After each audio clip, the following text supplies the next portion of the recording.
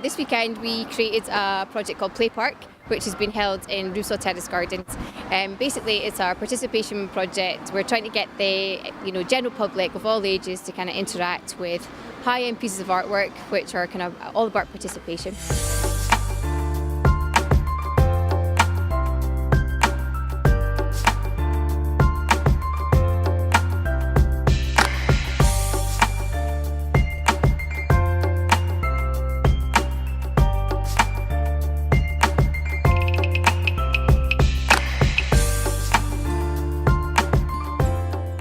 For Sally and I, when we talked about the project, it was about serious play.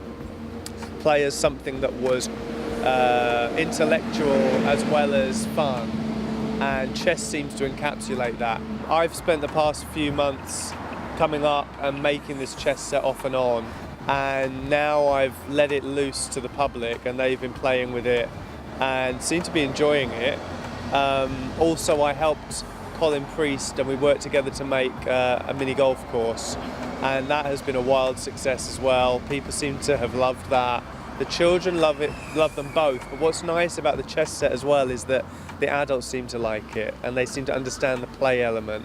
I heard from Sally and Claire at Smart about their project for the Play Park and ended up helping one of the artists, John Walters, who made the chess set behind me, and thought I'd better come along and actually see the finished article. I'm totally blown away by how popular it appears to be. It's like really nice to see lots of kids getting involved with it, and even though they might not realise it's an art project, it's kind of blurring the lines for people between what art can be and making it accessible to everyone, and I think that's a great thing. You can see such a variety of people coming together, and everyone just seems so happy and just enjoying themselves. It starts that dialogue about art, and even if it's just in a small way, go and it gets Google people someday. Questioning what art actually is. And Typeface is our piece, and all day we've been having people in our stocks, and the volunteers have been dressed as Tracy Emin and Damien Hirst, and they've been able to pie these big artists.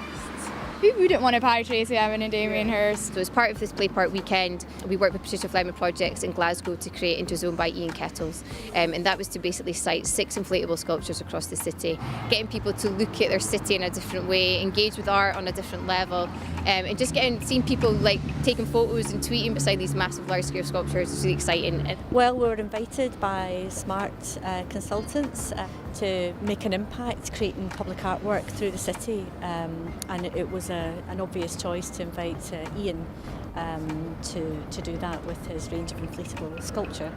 The unusual way that he reads an environment, the colour, the architecture and the notions of the space and the feeling of an environment, and it just seemed like an obvious choice. But the 2 pieces that are new, the bike lock and the balloon, are commissioned especially for Aberdeen from Aberdeen Inspired. That's a pretty brave commission, and I think it's something that the girls should be really proud of.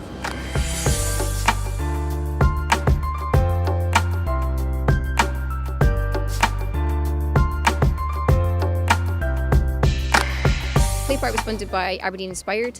Aberdeen Inspired are a local business basically that uses bid levy payers' money, and out of that their remit is to regenerate the city centre of Aberdeen, and the fact that they kind of supported culture is a real big step for us. They've actually seen the value and the benefit of kind of engaging people on this level in the hope that obviously they'll use their city centre in a different way. To be honest, it's actually been so much busier than I even anticipated. We've ran out of so much stuff already. It's totally transformed the park as well. Yeah.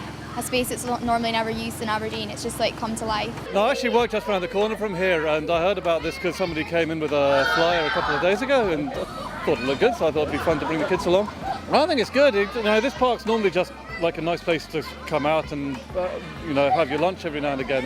You don't often see anything happening around here, so it's quite nice to see it coming to life. It's been good. It's been a lot of people. It's been a real success. I'm surprised at the turnout. It's fun. It's kind of scary seeing your work get thrown around, but apart from that,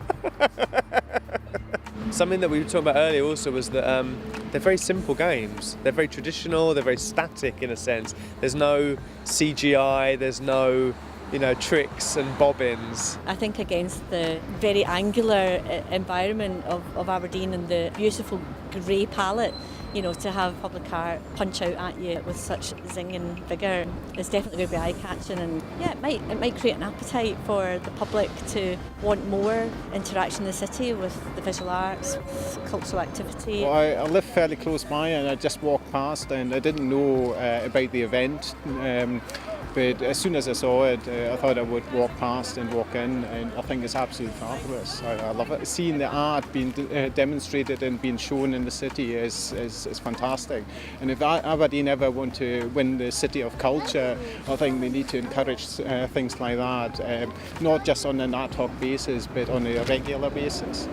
I personally think it's a great thing to see, because it's using a pretty underused space and using it in a really interesting way, and bringing a pretty interesting and diverse range of artists together to do something, and bringing both internationally established artists and local people together, which is obviously a wonderful thing, you know. I think it's the kind of stuff we need to see more of in Aberdeen, and hopefully Smart will lead the way with that.